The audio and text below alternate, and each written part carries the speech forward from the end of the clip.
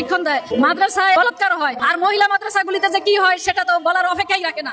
আপনার দেশের আইন শৃঙ্খলা শান্তিপূর্ণভাবে বসবাস করতে চান, তাহলে এই মাদ্রাসা শিক্ষা বন্ধ করতে হবে, মাদ্রাসা শিক্ষাকে জেনারেল শিক্ষার মধ্যে আনতে হবে। আপনারা দেখতে পাচ্ছেন এই যে একজন মসজিদের ইমাম কিন্তু খ্রিস্টানদের হয়ে কাজ করতেছে। ওই যে আরেকজন দেখেন, এই যে ইনো খ্রিস্টান হয়ে কাজ করতেছে। এই যে দেখেন, আপনারা সবাই দ্রুত শেয়ার করে দিন। এই যে আমরা এদের মধ্যে অনেকদিন পরে ধরতে পারছি।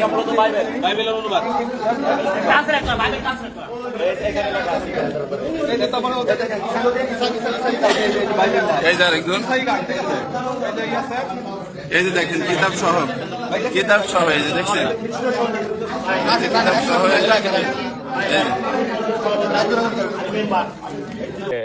নড়াইলে মাদ্রাসা ছাত্রদের যৌন নিপীড়নের অভিযুক্ত এক শিক্ষককে জেল হাজতে পাঠিয়েছেন আদালত।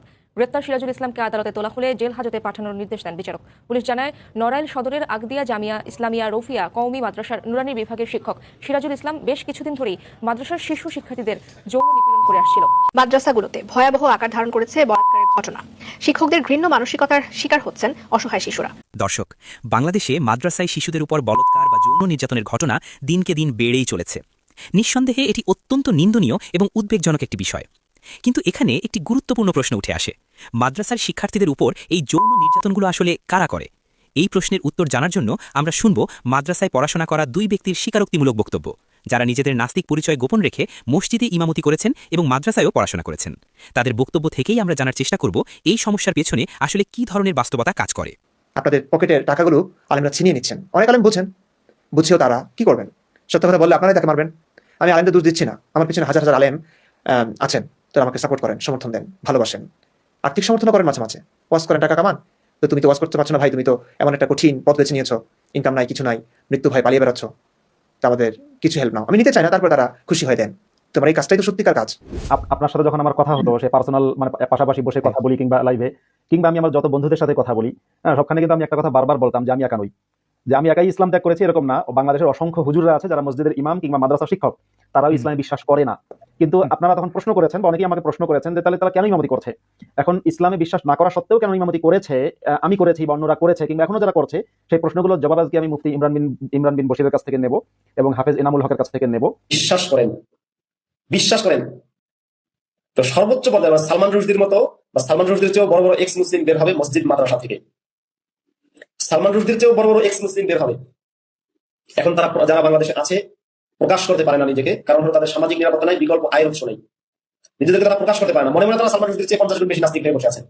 দর্শক, এই দুই নাস্তিকের বক্তব্য অনুযায়ী দেশের বহু মসজিদ ও মাদ্রাসায় এমন কিছু মানুষ আছে যারা নিজেদের নাস্তিক পরিচয় গোপন রেখে ইমামতি করছে, মাদ্রাসায় শিক্ষকতা করছে, এমনকি ওয়াজ মাহফিলও করে যাচ্ছে। তাদের এই কথাগুলো আপাতত মনে রাখুন। এবার চলুন আরেকটি গুরুত্বপূর্ণ বিষয়ে আসি। ইসলামে বলাৎকার কিংবা সমকামিতার বিধান কি? আব্দুল্লাহ বিন আব্বাস রাদিয়াল্লাহু থেকে বর্ণিত, তিনি বলেন, রাসূল সাল্লাল্লাহু আলাইহি ওয়াসাল্লাম ইরশাদ করেছেন, তোমরা কাউকে যদি সমকামিতায় লিপ্ত দেখতে পাও তবে উভয়কেই হত্যা করো। অর্থাৎ একজন মুসলিমের জন্য সমকামিতা বা বলাৎকারের মতো কাজ সম্পূর্ণ হারাম। ইসলামের দৃষ্টিতে এগুলো অত্যন্ত জঘন্য ও কঠোরভাবে নিষিদ্ধ অপরাধ। এখন একটু আগে উল্লেখ করা ইমরান বিন বশির ও মাসুদের কথাগুলো স্মরণ করুন এবং নিজের বিবেককে প্রশ্ন করুন, একজন প্রকৃত মুসলিম কি কখনো সমকামিতার মতো জঘন্য কাজে নিজেকে জড়াতে পারে? উত্তর হলো না। একজন প্রকৃত মুসলিমের জন্য এটি কল্পনাতীত। কিন্তু প্রশ্ন হচ্ছে, একজন নাস্তিকের কাছে সমকামিতার বিষয়টি কিভাবে দেখা হয়? নাস্তিক্য দর্শনে কি সমকামিতা হারাম বলে বিবেচিত হয়? চলুন এই বিষয়ে একটি ভিডিও দেখে নেওয়া যাক। দুইজন প্রাপ্তবয়স্ক নারী পুরুষ বা পুরুষ পুরুষ বা নারী নারী, সেটা যেই হোক না কেন, তারা যদি পরস্পরের সম্মতিতে সুস্থ স্বাভাবিক অবস্থায় যদি তারা প্রেমের সম্পর্ক বা যৌন সম্পর্ক করে, তাহলে তৃতীয় পক্ষ হিসেবে আমি সেই বিষয়ে নাক গলাবো না।